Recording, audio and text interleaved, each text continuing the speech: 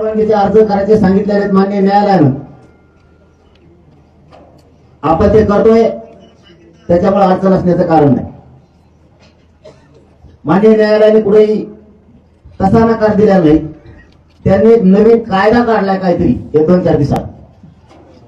अचानक त्याची तारीख मला वाटतं 26 का 27 ऑगस्ट काहीतरी 27 ऑगस्ट त्या दिवशी एक नवीनच कायदा आणला आणि त्या कायद्याअंतर्गत जागा कुठंच नाही त्यांना बोलायला आपल्याला, कारण लेखी निवेदन सगळ्या ऑफिसला आपण सादर केलेली रितसर. त्याच्यामुळे त्यांना आपल्याला परवानगीला शांततेच्या आमरण उपोषणाला कायद्याचे सगळे नियम 2025चा काहीतरी कायदा आहे आणि त्याला आम्हाला माहित नाही. मग तुमचं प्रशासनाचं सरकारचं काम होतं त्यावेळेस आम्हाला निघायच्या टायमात सांगते की अमुक अमुक याचिका दाखल केली. याचिका बी कालच केली, निकाल कालच आला. आम्हाला पण सांगायचं आम्ही न्यायालयाचा सन्मान करतो, आमची बाजू आम्ही मांडली असती.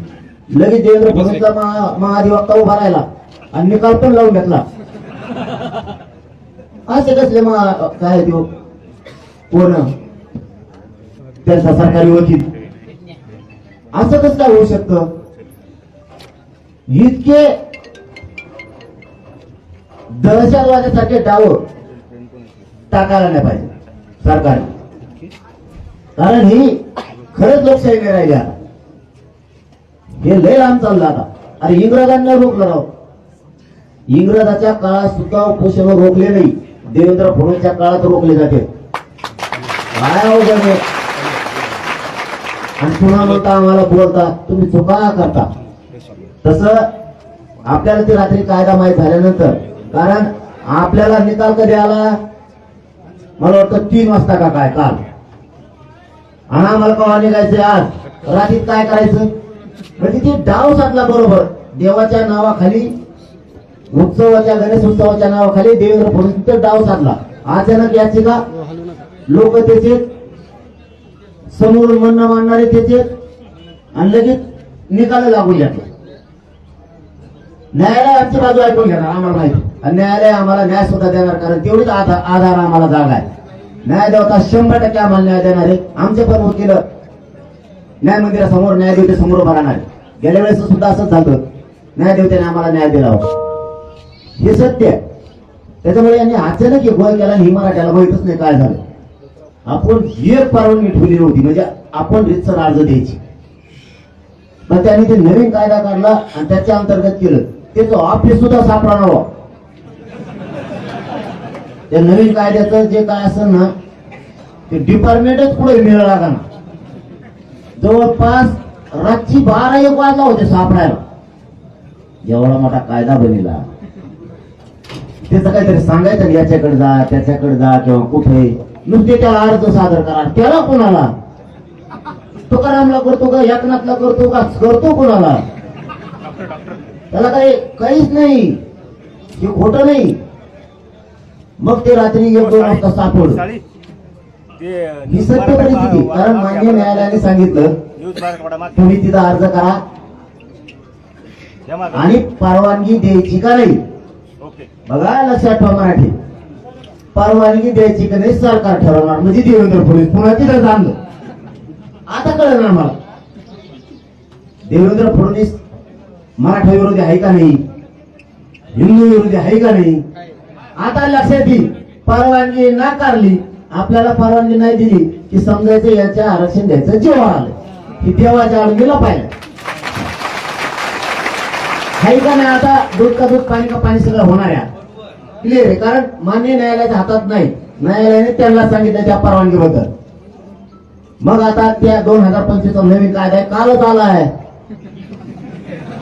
काय हुंबलच व्हायचं काम आहे. परत आता आयला म्हणलं पुन्हा म्हणजे घोडे लावले. ते आता आमची खेड्याची गरीबाची भाषा आहे. आता काय करणार त्याला. बरं कायदा कसा बनेला माहितीये का. आपली सगळ्या स्वारीची अधिसूचना काढली. आपली सगळ्या स्वारीची अधिसूचना काढली त्यावेळेस हरकती मागितल्या की कायदा बनेला हरकती फिरकती मागितल्या का नाही. तर डायरेक्ट ऍक्टिव्ह केला आमच्यासाठी. ही विचार करण्याची गोष्ट आहे. जर 2 दिवसात केला म्हणल्यावर तर हरकतही नाही. इतक्या अचानक मग काय तुमच्या पदाधिकारी हरकत घेतल्या करायची बघा, ही लई शोकांती काय राज्याची. पण गणपती बाप्पा आपल्याला आशीर्वाद दे, छत्रपती शिवरायांचा आपल्याला आशीर्वाद दे, 33 कोटी देवतांचा सगळ्यांचा आशीर्वाद दे, सगळ्या संत महंतांचा आशीर्वाद दे, आपल्याला वारकरी संप्रदायाचा आशीर्वाद आहे. सगळे जाती धर्माचे लोक आपल्या बरोबर आहेत. धनगर बांधवाचे मरणाचे पोट्टे आले तिकडच्या करीला आपल्यासाठी पाठबळ द्यायला, आपल्या सोबत द्यायला.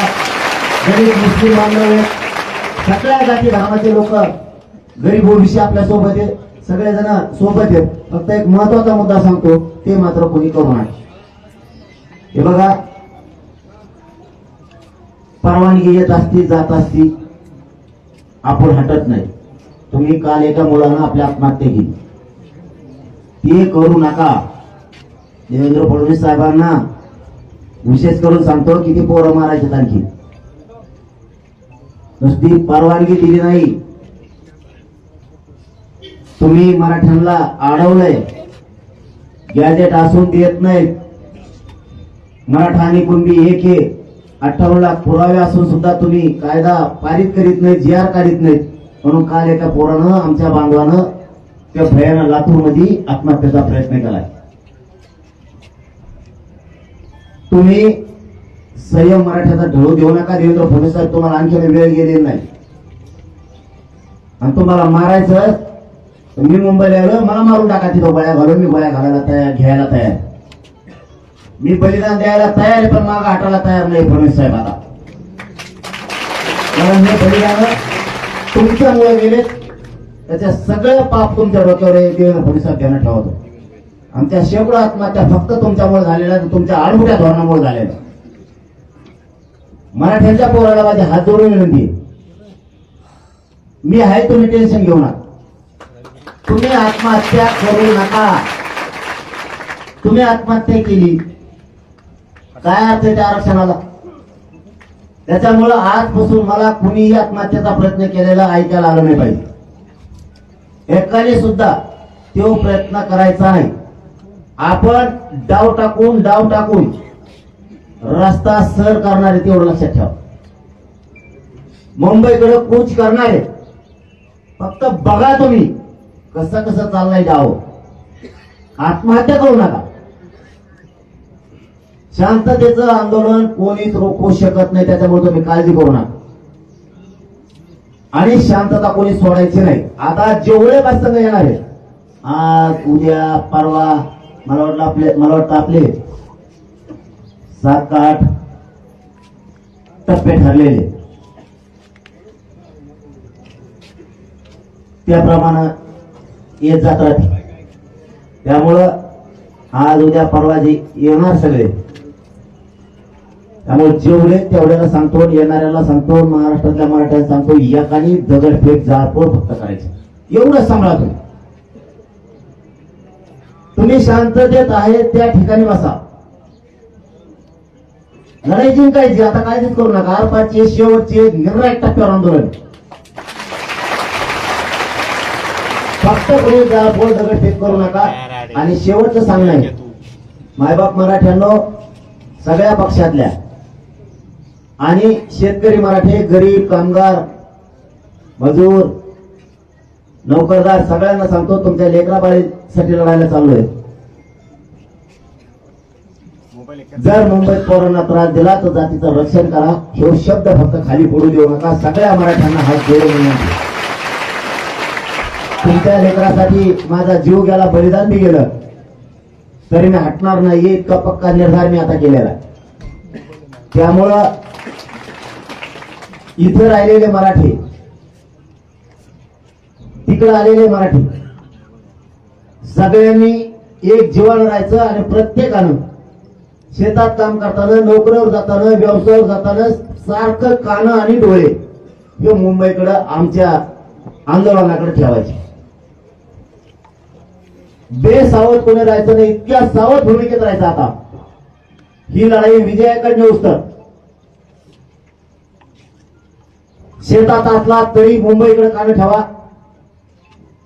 नोकरीला असला, व्यवसायात असला मजुरीला असला, वाहन चालवत असला तरी लक्ष मिनिटाला म्हणतो मी, घंट्याला नाही, मिनिटाला मुंबईकडे, आंदोलनाकडे आणि त्या मुंबईतल्या पोरांकडे लक्ष समाजाने, गावाकडे राहिलेल्या मराठ्यांनी लक्ष ठेवायचं हे कोणी विसरू नका. पुन्हा एकदा या राज्यातल्या सगळ्या सरपंच, सदस्य, जिल्हा परिषदचे, पंचायत समितीचे सदस्य, सभापती, उपसभापती, माजी सभापती, माजी सरपंच, नगरसेवक, महापौर, नगराध्यक्ष, माजी नगराध्यक्ष, सगळ्या पक्षाचे जिल्हा प्रमुख, जिल्हा अध्यक्ष, तालुका अध्यक्ष, शहर अध्यक्ष, सगळ्या पक्षाचे आमदार, खासदार, मंत्री, माजी खासदार, माजी आमदार, माजी मंत्री, या सगळ्या बांधवांना विनंती आहे, आता मात्र तुमच्यावरती वेळ आली जातीच्या पाठीमागे उभा राहून जातीचं रक्षण करायची. आता जात सांगा, तुम्हाला जात सांभाळायची, जातीची सेवा करायची संधी आली. अशी संधी पुन्हा नाही. या संधीत जर तुम्ही जातीचं रक्षण नाही केलं, त्याच्या पाठीशी उभा नाही राहिला, मरेपर्यंत हा समाज तुम्हाला कधीच माफ करणार नाही. ह्यो शब्द मी तुम्हाला हात जोडून सांगतो. शेवटी काही झालं, तुम्ही कोणत्याही पक्षात असलात, विरोधात असो किंवा सत्तेत असो, तुम्ही आमचेच, आम्ही तुमचेच हे लक्षात ठेवा. सगळ्या पक्षातल्या, विरोधातल्या आणि सत्ताधाऱ्यातल्या मराठ्यांना पुन्हा तीच शब्द वापरतो की शेवटी तुम्ही ज्येष्ठ आहेत, मोठे आहेत, समाजाचे मार्गदर्शक आहेत. समाजाचा मेन आधार तुम्ही श्रीमंत मराठी, राजकारणी मराठी. प्रत्येक लेकराला आणि या समाजाच्या जातीला आधाराचा हात द्या. तुम्ही सगळ्यांनी तिरस्कार करायची वेळ नाही. मनात काही मतभेद असते तर ती वेळ नाही. खूप अटीतटीचा सामना आहे, खूप आता अटीतटीचा सामना आहे. त्यामुळं सगळ्या पक्षातल्या मराठ्यांनी, श्रीमंत मराठ्यांनी, राजकारणी मराठ्यांनी समाजाच्या, लेकराच्या आणि समाजाच्या पाठीवरती बळ देणारा हात टाकणं गरजेचं आहे. पाठीवर हात फिरवणं आता गरजेचं आहे, कारण समाजावर संकट घोंगवतोय जाणून बुजून. आता मात्र समाजावर तुम्हाला बारीक लक्ष ठेवावंच लागणार आहे.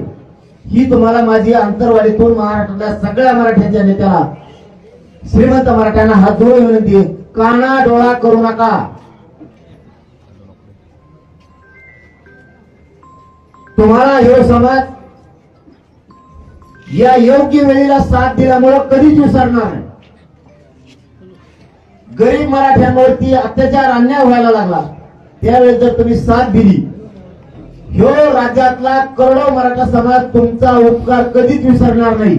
म्हणून मतभेद, मनभेद बाजूला ठेवा, पक्ष बाजूला नव्हता.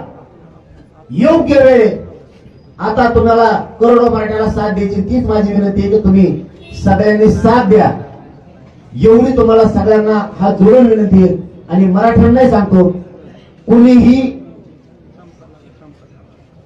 वाईट येडवाकडे वागायचं नाही. शांततेत गाड्या हाणायच्या, शांततेत सगळ्यांनी मुंबईकडे यायचं, शांततेत आंदोलन करायचं. आपल्याला कोणी रोखू शकत नाही. आझाद मैदानला आंदोलन, आमरण, उपोषण कायदेशीर मार्गाने सगळे नियम पाळून होणार आहे. माननीय न्यायालय आपल्यालाही न्याय देईल, आपले वकील न्यायालयात जाणार आहे. त्याच्याबद्दल काही चिंता करायची गरज नाही. पुढचं पुढं बघू. पण चालताना गाड्याची रेस लावायची नाही, एका पुढे एक पळवायचा नाही. मागे राहिला तरी मुंबई जायचं, पुढे घेतली तरी मुंबईला जायचं. आपल्या लेकराला एखादी इजा होईल असं कोणी वागू नका. कारण आतापर्यंत थोडंही नुकसान आपल्या कुठल्याही लेकराचं झालेलं नाही, हे सगळ्यांनी ध्यानात ठेवा. आणि तसंच गाड्या हाणायच्या. शक्यतो मोटरसायकल दमाने हाणा, नसता मोटरसायकलवाल्यांनी मुंबईला येऊ नका. पडले, पाऊसचे खूप त्रास होईल.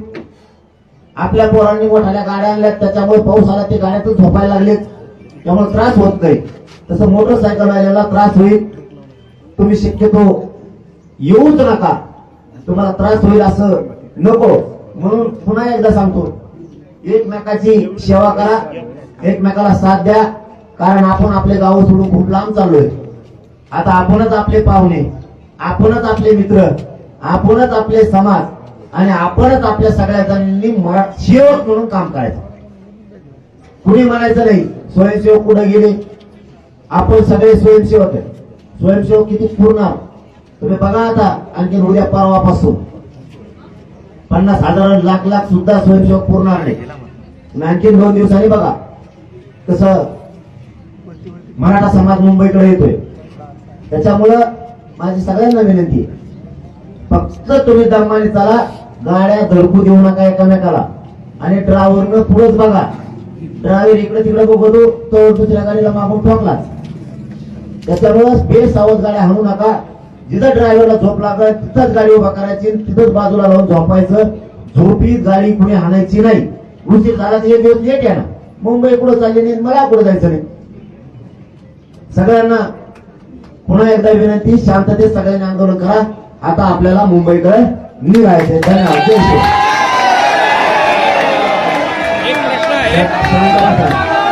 शांत बसा, शांत बसा, 1 मिनिट शांत बसा, 1 मिनिट शांत बसा.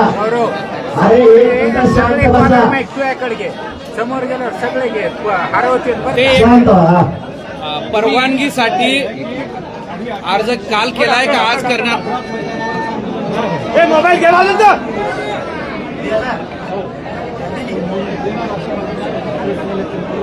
चांगली गोष्ट आहे की काही अटी शर्तीवर जर आझाद मैदानावरती पोलीस बांधव असं तुमच्याकडून माहिती मिळती की परवानगी देणार आहे. अटी शर्ती मान्य करून कौतुक करतो त्यांची. जर ते परवानगी देत आहेत अटी शर्तीवरती, आम्ही अटी शर्तीचं मराठा समाज म्हणून 100% पालन करणार, ही आमचा शब्द आहे. आणि परवानगी ते देतात म्हणल्यानंतर तर या 7 कोटी मराठ्यांच्या वतीनं त्यांचं मनापासून कौतुक. पण परवानगी देत असताना 5,000पेक्षा जास्त गर्दी होऊ नये असं सांगितलं जात आहे. मी बघतो ना, मी परवानगी वाचल्यावर पुन्हा निर्णय घेईल. कारण आता मला अशी माहिती मिळाली, आता खरी का खोटी माहित नाही, पण मुख्यमंत्र्यांच्या वतीनं काय विखे साहेब का कोण मध्ये पुढे शिवनेरीला का कुठेतरी त्यांचं शिष्टमंडळ यायला लागले. शिवनेरीला का हा तिथं बहुतेक घेऊन पोरांना सांगतो चर्चा होत असत्या, चालू असतं. आता चर्चा आणि आश्वासनावर राहायचं नाही. कोणता मंत्री आला आणि आमदार आला तरी आपल्याला चर्चा सन्मानानं करायची असती, त्यांना कोणी त्रास द्यायचा नाही. हा विचार पटकन. हा विचार तुम्हाला आता काय सांगितलं, हा विचार पटकन. शांत राहायचा. कोर्टाने जो निर्णय दिला आहे त्याच्या विरोधात तुम्ही आज कोर्टात जाणार आहात का? आणि गेला तर तुमचं काय प्लॅन आहे संस्था? नाही, आता ते मी न्यायालयावरती कधी बोलत नाही. आम्ही सन्मान करतो त्यांचं पूर्ण अटीचं पालन. पाठीमागच्या वेळेस केलं होतं. आता ते वकील बांधवांची बाजू नाही काय, त्यामुळे मी त्याच्यावरती बोलणार नाही. पण न्याय मंदिर 100% आमचं म्हणणं घेणार आम्हाला. आज कोर्टात जाणार आहेत का तुम्ही? तो वकील बांधवाला आम्ही रात्रीच सांगितलं, कारण कॉफी मला 8 वाजता दिली रात्री आपल्या खानदेश साहेबांनी. त्यानंतर मग आता ती पुढे आमची नाही, याच अटी शर्तीवर जर परवानगी दिली तर त्याचं पालन होणार आहे का? 5,000 लोक किंवा आणखी काही गोष्टी? मला परवानगी वाचल्यावर मी त्याच्यावर जर तसं जर झालं तर? नाही, जर नाही. मी ती परवानगी प्रत्यक्ष वाचतो, त्याच्यानंतर तुमच्याशी पहिला बोलून बसला, फक्त वर नाही. मी आता मुंबईकडे निघतोय आणि निघा. काल रात्री पुढ्या मागणी जे असेल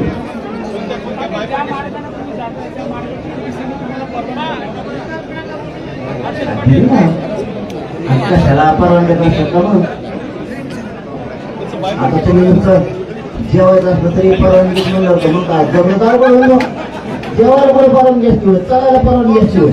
चलायला परवानगी म्हणलं जेवायला म्हणलं होतं. मग तर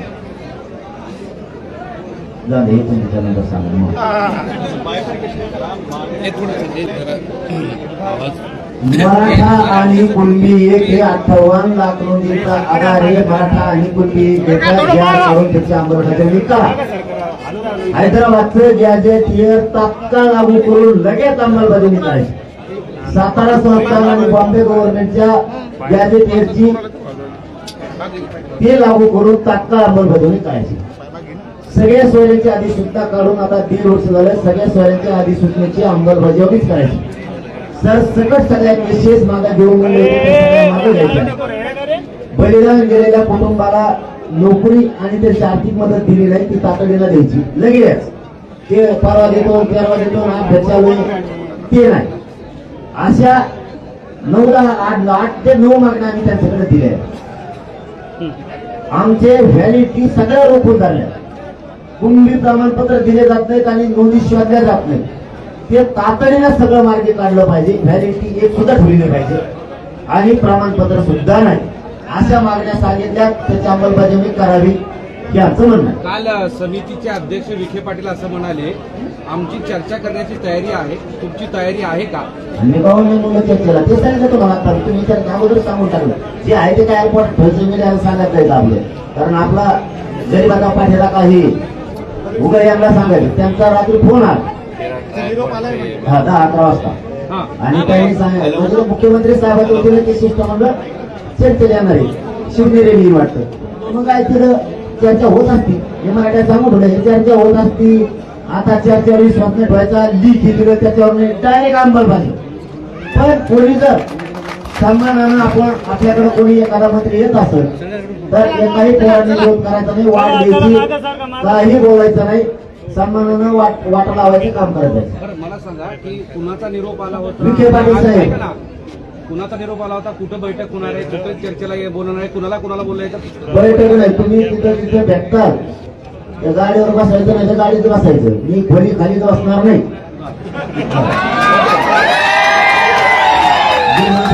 कोण ते हा म्हणले तुम्ही फोन आता पोर आहे कडं ते हा म्हणले गाडीवर मग आता तिथं आता जसं असेल तसं आता निघत